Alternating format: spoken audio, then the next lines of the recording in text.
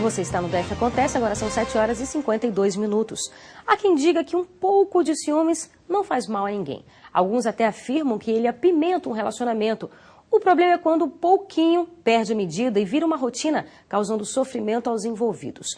Para falar sobre este assunto, nós recebemos hoje aqui o psicólogo Aderval Costa. Bom dia. Bom dia, Renata. Obrigada pela sua participação aqui no nosso programa. Muito obrigado. Existe ciúme benéfico?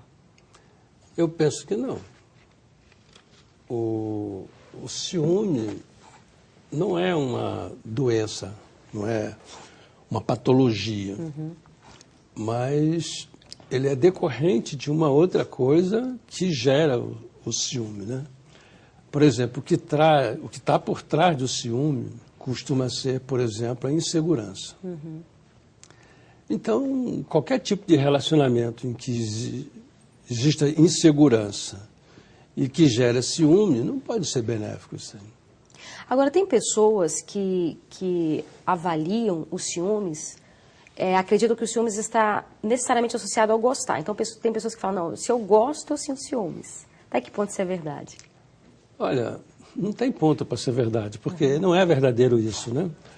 Existe uma confusão, um equívoco de apego e amor, paixão e amor. Por exemplo, o amor não gera sofrimento, só gera contentamento. Então, numa relação em que gera sofrimento, não vou negar que existe amor, mas esse amor não é puro na essência. Ele normalmente está agregado nesse amor um apego. E é essa parte do apego que gera o sofrimento, né? E de uma forma geral, as pessoas elas têm uma concepção errônea, ao meu ponto de vista, ao achar que só vão ser felizes ao lado de uma pessoa ou daquele cônjuge, né? Daquele parceiro. Então, ao achar que só vão ser felizes ao lado daquela pessoa, então eles fazem de tudo para não perder. E aí também entra essa questão dos ciúmes? Olha, são tantos equívocos que geram sofrimento que quando a gente vai ajustando esses equívocos, o sofrimento vai acabando. Por exemplo, todo mundo identifica, desde o ensino médio, que a água tem 3 propriedades. Por exemplo, incolor, inodora e insípida. Ninguém tem dúvida, né? Se na época de chuva, num terreno baldio, se você pega você pega aquilo, as pessoas costumam chamar aquilo de água suja. Mas a gente acabou de falar que a água não é suja. A água é incolor, inodora, insípida. Da mesma forma é o ser humano, a alma. Ela tem propriedades também, tem qualidades.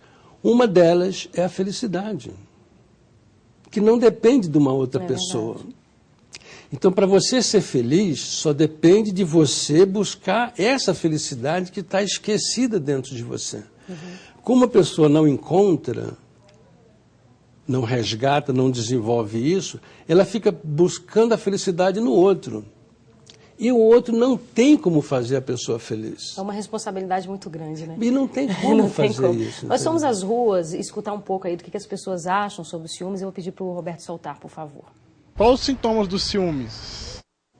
Boa pergunta. Quais os sintomas dos ciúmes? Olha, eu diria que o ciúme é um sintoma já, né?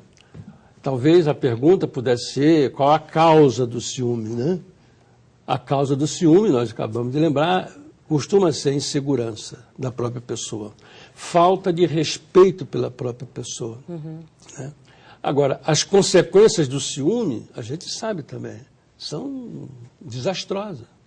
São relacionamentos comprometidos, são comprometimentos no trabalho, porque a pessoa não está bem, está desorganizada, está insegura, está com aquilo pensando o tempo inteiro, não consegue produzir bem também.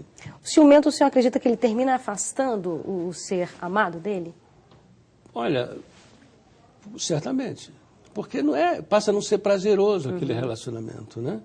Uma relação, para que ela exista com naturalidade, ela tem que ser recheada com virtudes e não com fragilidade, né? Entendi.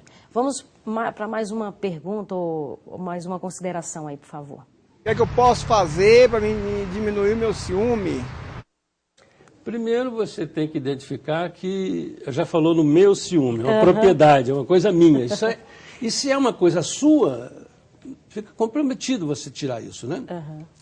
Mas você pode tirar esse ciúme, diminuir esse ciúme, tendo maior autoconfiança.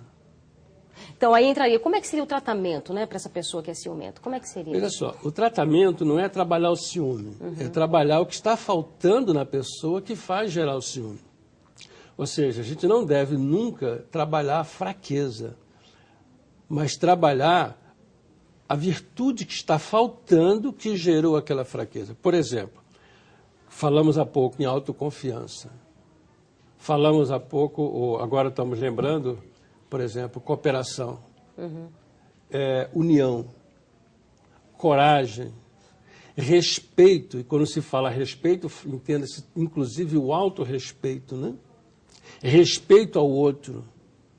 Então, você trabalhando essas virtudes, essas qualidades, aquele ciúme vai enfraquecendo.